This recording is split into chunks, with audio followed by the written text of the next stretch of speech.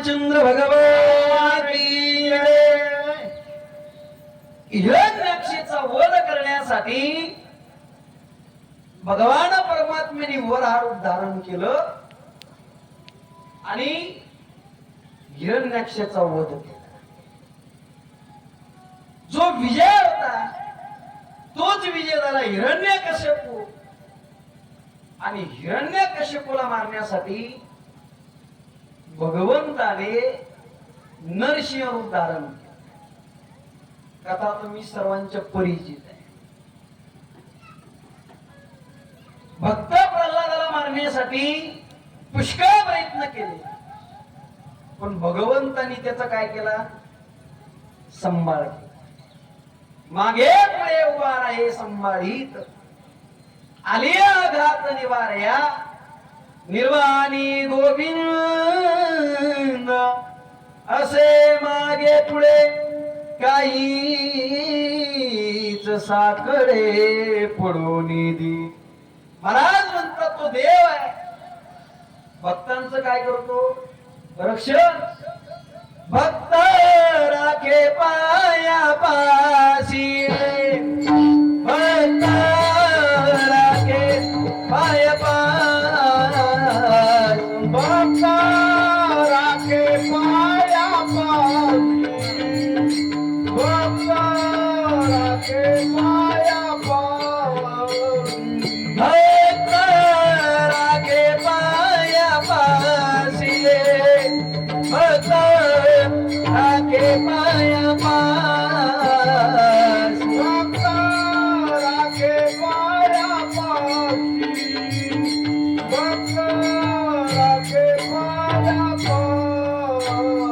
दुर्जनाशी संवारी, दुर्जनाशी संवारी, दुर्जनाशी संवारी, भक्त राखे पाया पाशी, भक्त राखे पाया पाशी, भक्त राखे पाया पाशी, भक्त राखे पाया पाशी, भक्त राखे पाया पाशी.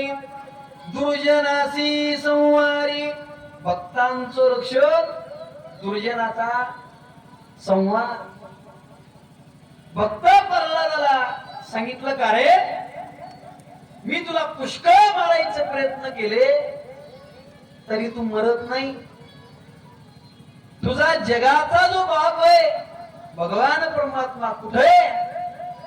असं म्हटल्याच्या नंतर भक्त प्रल्हाद म्हणू लागले, अरे बाबा देव कुठे नाही ते विचारा.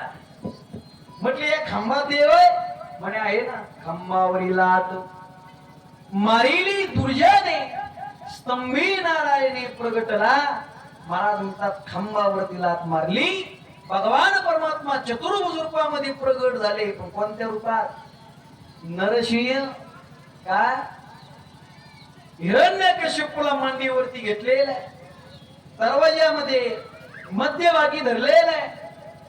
आणि भगवान परमात्मा म्हणतात हिरण्यकश्यपूला, हे बघ तू ब्रह्मदेवाची तपश्चर्या केली, ब्रह्मदेवाकडून जेवढे वर घेतलेत ना तेवढे वर मी तुला सांगतो आहे. तू ब्रह्मदेवाला म्हटला होता मरण मला अस्त्र कडून नको, शस्त्र कडून नको, मी तुला नाखाणी फाडणार. तू म्हटला होता देवाकडून नको, दानवाकडून नको, मानवाकडून नको. हे बघ मी देवही नाही, मी मानवही नाही, मी राक्षसही नाही. तू म्हटला होता प्राण्याकडून नको, आत नको, बाहेर नको. हे बघ तुला मी मध्यभागी धरले. तू म्हटलं मरण वर नको, खाली नको, मध्यभागी आहे. हे बघ मी धड प्राणी नाही आणि धड मानवही नाही. काय देव चतुर असेल? चतुरातो शिरो मणी, गुण लावण्याची खाणी, मुकुट सकळा मणी, धन्य तोची विठोबा. एवढा देव चतुर आहे, एवढं डोकं लावून त्याला मारलं कुणाला? हिरण्यकश्यपूला. पहिला अवतार यांचा संपला. कुणाचा? जे